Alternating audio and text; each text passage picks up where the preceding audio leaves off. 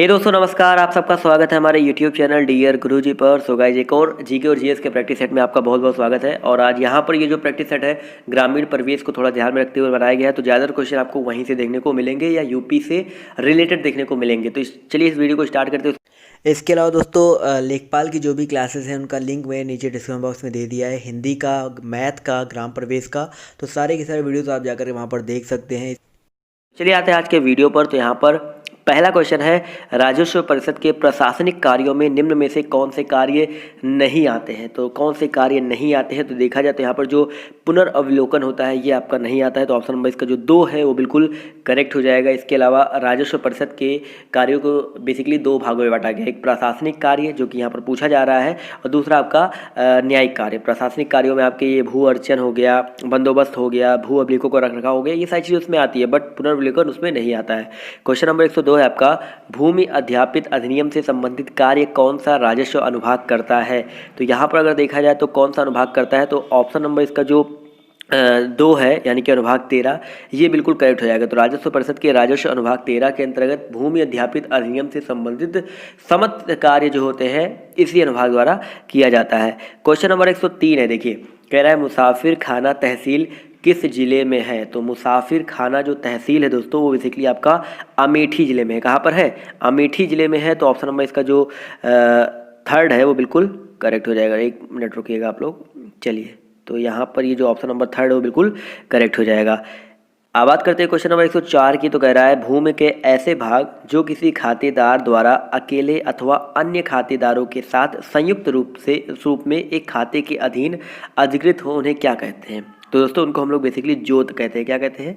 जोत कहते हैं। तो इसका ऑप्शन नंबर जो 2 है वो बिल्कुल करेक्ट हो जाएगा। चलिए आते हैं अगले क्वेश्चन पर। तो अगला क्वेश्चन आपका यहाँ पर है, लेखपाल द्वारा प्रत्येक वर्ष खेत के 3 बार निरीक्षण को राजस्व की भाषा में क्या दिया गया है। तो उनको पड़ताल दिया गया है। क्या दिया गया है? पड़ताल। राजस्व की भाषा उनको पड़ताल बोलते हैं। तो इसका ऑप्शन नंबर जो 4 है वो बिल्कुल करेक्ट हो जाएगा। चलिए बढ़ते हैं अगले क्वेश्चन की तरफ। तो अगला क्वेश्चन है, खसरा का प्रयोग किस दस्तावेज के साथ होता है।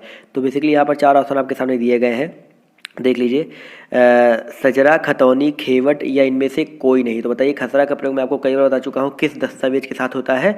तो खसरा का जो प्रयोग होता है सजरा के साथ होता है। सजरा को नक्शा या मानचित्र भी कहते हैं, समझ गए। तो इसका ऑप्शन नंबर जो 1st है वो बिल्कुल करेक्ट हो जाएगा। क्वेश्चन नंबर 107 है दोस्तों, तहसील स्तर पर करों की वसूली हेतु उत्तरदायी है। तो तहसील स्तर पर करों की वसूली हेतु दोस्तों तहसीलदार उत्तरदायी होता है। कौन? तहसीलदार। तो ऑप्शन नंबर जो इसका 3 है वो बिल्कुल करेक्ट हो जाएगा। तहसीलदार क्या होता है भाई? तहसीलदार जो होता है तहसील स्तर पर राजस्व प्रशासनिक अधिकारी होता है, जो तहसील स्तर पर करों की वसूली हेतु उत्तरदायी होता है। चलिए बढ़ते हैं क्वेश्चन नंबर 108 पर। तो कह रहा है, नाली तथा मट्ठी पैमाइश की इकाइयाँ हैं, इनका प्रयोग किन स्थानों पर होता है। तो इनका प्रयोग जो होता है दोस्तों वो पहाड़ी स्थानों पर होता है, पहाड़ी क्षेत्रों में होता है। तो ऑप्शन नंबर इसका जो 4 है वो बिल्कुल करेक्ट हो जाएगा। क्वेश्चन नंबर 109 है दोस्तों आपका, पीला चित्र वर्ण रोग किस फसल में पत्तियों पर होता है। आपने देखा हो ना, पत्तियां जो होती है पीला पड़ जाती है, पीली पड़ जाती हैं। तो बेसिकली ये जो होता है किस फसल में पत्तियों पर होता है। तो मूंग जो पत्तियां होती है उसमें पीला चित्र वर्ण रोग होता है। तो ऑप्शन नंबर इसका जो 3 है वो बिल्कुल करेक्ट हो जाएगी। ये जो रोग होता है बेसिकली सफ़ेद मक्खी के द्वारा फैलाया जाता है, मतलब सफ़ेद मक्खी जो होता है उसी की वजह से फैलता है। और इस मक्खी को मारने के लिए कभी कभी क्वेश्चन आता है कि किसका प्रयोग किया जाता है। तो डायमिथोएट 30 EC 1 लीटर प्रति हेक्टेयर के छिड़काव से इस मक्खियों को मारा जा सकता है। क्वेश्चन नंबर 110 है आपका, नीली क्रांति का संबंध है। नीली क्रांति का जो संबंध है दोस्तों आपके मत्स्य यानी कि मछली पालन से है। तो ऑप्शन नंबर इसका जो 1st है वो बिल्कुल करेक्ट हो जाएगा। समझ गए दोस्तों। आते हैं अगले क्वेश्चन पर। तो अगला क्वेश्चन आपका यहाँ पर है, खजुराहो समूह के प्रसिद्ध स्मारक किस राज्य में है। तो आप सबको पता है खजुराहो जो है बेसिकली उसके जो स्मारक है आपके वो मध्य प्रदेश में है। तो ऑप्शन नंबर इसका जो 2 है वो बिल्कुल करेक्ट हो जाएगा। क्वेश्चन नंबर आपका 112 है, सांग कहाँ का लोक नृत्य है। जो सांग है दोस्तों वो बेसिकली हरियाणा का एक लोक प्रिय नृत्य है। तो ऑप्शन नंबर इसका जो 4 है हरियाणा, ये बिल्कुल करेक्ट हो जाएगा। क्वेश्चन नंबर 115 है दोस्तों, नाइट्रोजन चक्र में शामिल निम्नलिखित अणुओं या आयनों में किसमें ऑक्सीजन का परमाणु नहीं होता। तो नाइट्रोजन चक्र की बात कर रहा है, तो इसमें जो आपका अमोनिया होता है, अमोनिया यानी कि ऑप्शन नंबर जो 2 है वो बिल्कुल करेक्ट हो जाएगा। तो इसमें नहीं होता है। आते हैं अगले क्वेश्चन पर। तो क्वेश्चन नंबर 116 आपका, क्योटो प्रोटोकॉल का उद्देश्य क्या है? क्योटो प्रोटोकॉल का जो उद्देश्य है बेसिकली वो आपका ग्रीन हाउस गैसों को कम करना है। तो ऑप्शन नंबर इसका जो 4 है वो बिल्कुल करेक्ट हो जाएगा। चलिए बढ़ते हैं क्वेश्चन नंबर 117 पर। तो क्वेश्चन नंबर 117 है, दूरदर्शन की स्थापना किस वर्ष की गई थी? तो दूरदर्शन की जो स्थापना है दोस्तों बेसिकली किया गया था 1959 में। कहाँ किया गया था? 1959, 15 सितंबर 1959 को किया गया था दिल्ली में। तो ऑप्शन नंबर इसका जो थर्ड है वो बिल्कुल करेक्ट हो जाएगा। क्वेश्चन नंबर 118 पर आते हैं। तो कह रहा है बैंकॉक कहाँ की राजधानी है? तो दोस्तों बैंकॉक जो है वो बेसिकली थाईलैंड की राजधानी है। कहाँ की? थाईलैंड की। तो ऑप्शन नंबर इसका जो 2 है वो बिल्कुल करेक्ट हो जाएगा।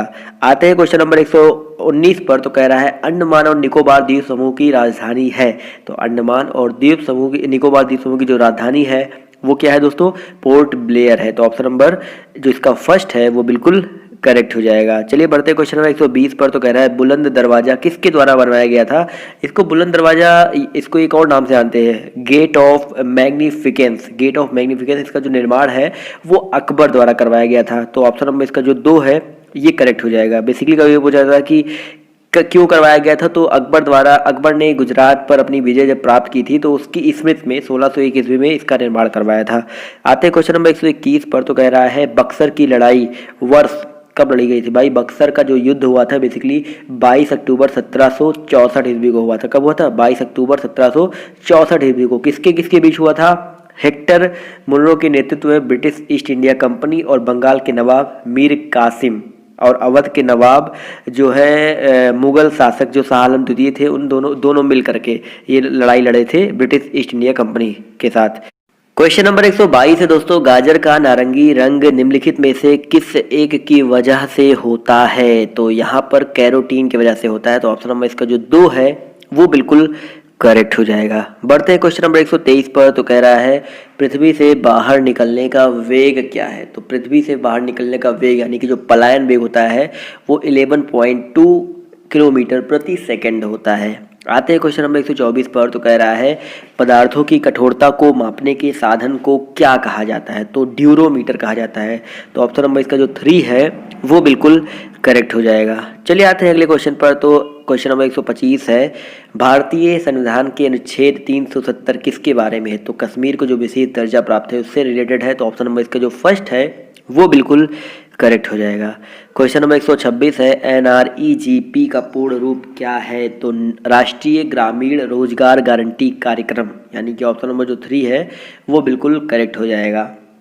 क्वेश्चन नंबर आपका 127 है, जिला अस्पतालों के लिए भारतीय लोक स्वास्थ्य मानकों के अनुसार 10 लाख जनसंख्या वाले प्रत्येक जिले में कम से कम कितने बिस्तर होने चाहिए? तो प्रत्येक जिले में कम से कम जो बिस्तरों की संख्या है वो 300 निर्धारित की गई है। तो ऑप्शन नंबर इसका जो 2 है वो बिल्कुल करेक्ट हो जाएगा।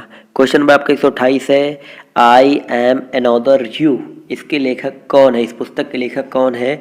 तो आई एम अनदर यू ये बेसिकली भारतीय motivational speaker, corporate trainer, radio jockey, स्तंभकार और लेखक प्रिया कुमार द्वारा लिखित एक पुस्तक है।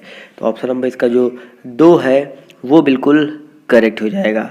आते हैं क्वेश्चन नंबर 129 पर। तो कह रहा है निम्न में से कौन सा मौलिक अधिकार विदेशियों को भी प्राप्त है? तो विदेशियों को जो प्राप्त मौलिक अधिकार है वो जीवन और व्यक्तिगत स्वतंत्रता की सुरक्षा का अधिकार, यानी कि ऑप्शन नंबर जो 3 है वो बिल्कुल करेक्ट हो जाएगा। क्वेश्चन नंबर आपका 130 यानी कि ये कह रहा है आपसे लोकसभा व राज्यसभा की संयुक्त बैठक कब होती है? तो लोकसभा और राज्यसभा की जो संयुक्त बैठक है दोस्तों वो बेसिकली होती है कब? मतभेद होने पर। लोकसभा और राज्यसभा में जब भी मतभेद होता है तब बैठक होता है। समझ गए दोस्तों? तो यहाँ पर ऑप्शन जो 2 है वो बिल्कुल करेक्ट हो जाएगा। चलिए आते हैं आखिरी क्वेश्चन पर जिसका जवाब देना है आपको कमेंट करके। क्या है आपका? विभिन्न राज्यों में राज्यसभा की कुल सीटों का ब्यौरा भारतीय संविधान की किस अनुसूची में उल्लेखित है? तो आपको ये कमेंट करके बताना है कि इसका करेक्ट आंसर क्या है। सो गाइस आज के इस वीडियो में सिर्फ इतना ही। मिलते हैं आप सबसे अगले वीडियो में जो कि जल्दी आपको हमारे चैनल में मिल जाएगा। नोटिफिकेशन नहीं जाता है तो आपको एक बार चैनल पर आकर के चेक कर लेना है कि अभी लेटेस्ट में मैंने कौन सी वीडियो अपलोड की है। तो आज के इस वीडियो में सिर्फ इतना ही। अभी के लिए बाय बाय, टेक केयर, जय हिंद, जय भारत।